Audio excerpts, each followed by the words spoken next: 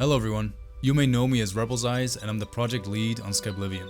Following our roadmap at the start of this year, I wanted to give you all an update about where Skyblivion is in its development cycle and what we have left to finish before its actual release. In 2023, we set our aims to wrap up development and release it in 2025. Unfortunately, as we're getting closer to the end of this year, it pains me to have to announce that our initial goal of releasing Skyblivion this year is no longer possible. Despite the game being in the best state it's ever been, we still have some last challenges to overcome that are going to require a little bit more time. This is something we have known for a while, but we did not want to announce a delay without also sharing our current plans and ambitions for the release of the project. Before we get into the rest of the video, I do want to say I appreciate the support over the years, and understand this will come as a disappointment to some of you. However, it's not all bad news. Many parts of the project are in great shape, and to be as transparent as possible, I would like to run you through the overall status of Skyblivion and explain what we have achieved so far and what we need to finish before we can release our game. One of, if not the biggest challenge for the project has always been our world map. And luckily this is 100% finished. Because of that, we have uploaded a little treat to our website for all of you, an interactive satellite map, which you can use to take a closer look at our world. We put a lot of hard work into making sure that every region on the map feels unique, and we're very proud and very happy with how it has turned out. This includes all unique realms and Oblivion Deadlands.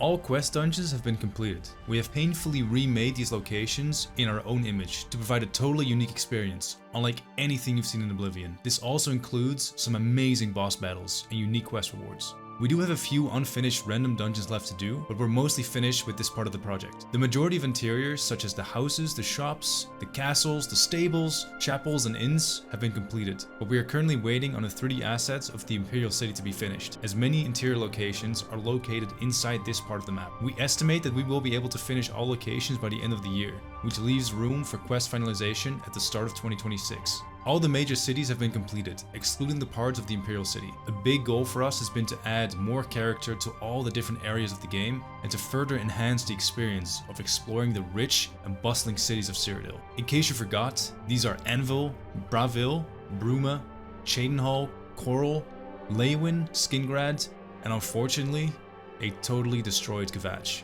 which does contain its own redesign and very exciting encounters. Finishing the worlds, dungeons, and cities and interiors is well and good, but without Navmesh, nothing will work as intended. As we finish areas on the map or interior locations, the Navmesh team has to go over them and put down a grid made out of triangles in order for NPCs like people or monsters to move around. Because some parts of the game remain unfinished, our team was unable to work on all locations. But as we finish up the remaining areas, they too can be completed. The estimate for completion of quest-relevant locations is Q4 2025. And Navmesh as a whole, including QA, will be wrapped up by Q1 2026. Our 3D department is mostly out of work, which is a good thing. We managed to finish all the weapons, armors, clothing, clutter, plants, and the majority of our architecture assets, except for the Imperial City.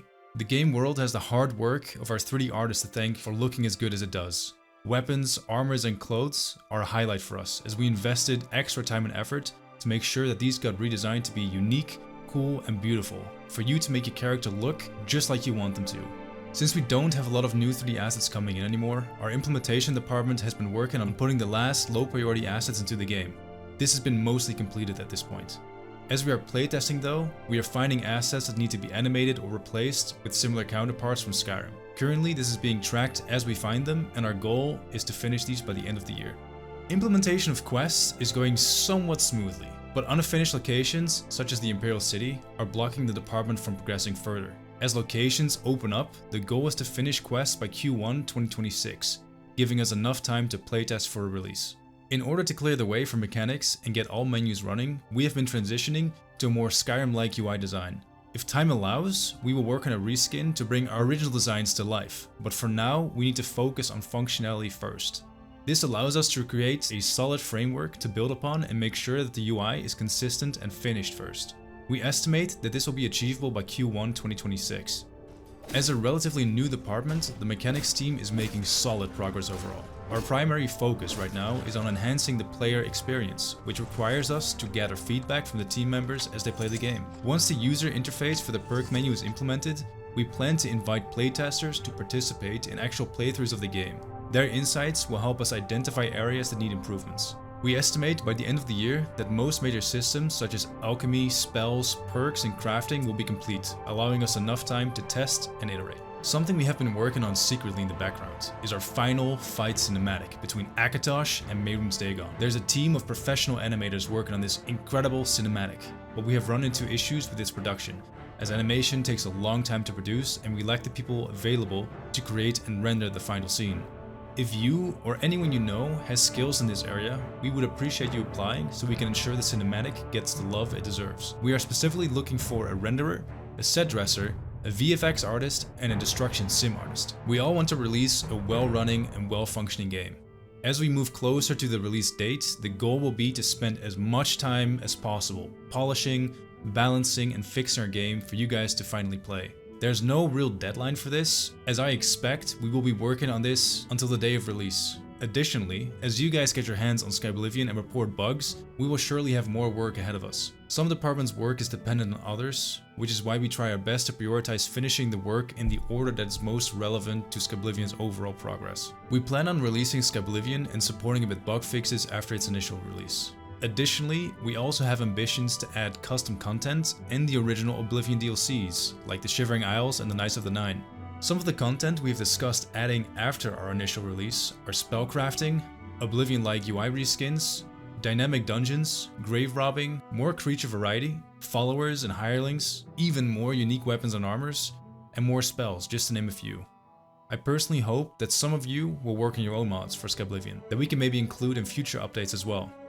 With this in mind, there are some things that despite our best efforts, we are not going to be able to ship on release. We had partially working underwater combat, but due to its major conflicts with animation mods and technical issues with the game, we've decided that Skyblivion will function as a better experience for players without it. Currently, the system we had just creates too many risks and conflicts, which is why we decided to cut this feature from the game. Spellcrafting is also something we showed off some years ago. We had a very talented modder help out with the mechanic, and he left the project after he finished his work. Unfortunately, due to the way the mod was made, it broke after a couple of Skyrim updates, and the source code was never shared, making it completely unusable for us. Both spellcrafting and underwater combat are features we would like to add to the game at a later date. With all that in mind, we remain hard at work, and I do hope that you will wait a little longer for Skyblivion. The game is closer than ever, and with the Imperial City being our last major hurdle, and some more time to polish and complete quests, Skyblivion will finally release in 2026. We thank you all for your continued support of this ambitious project I started more than 10 years ago, and I really genuinely cannot wait to get Skyblivion into your hands.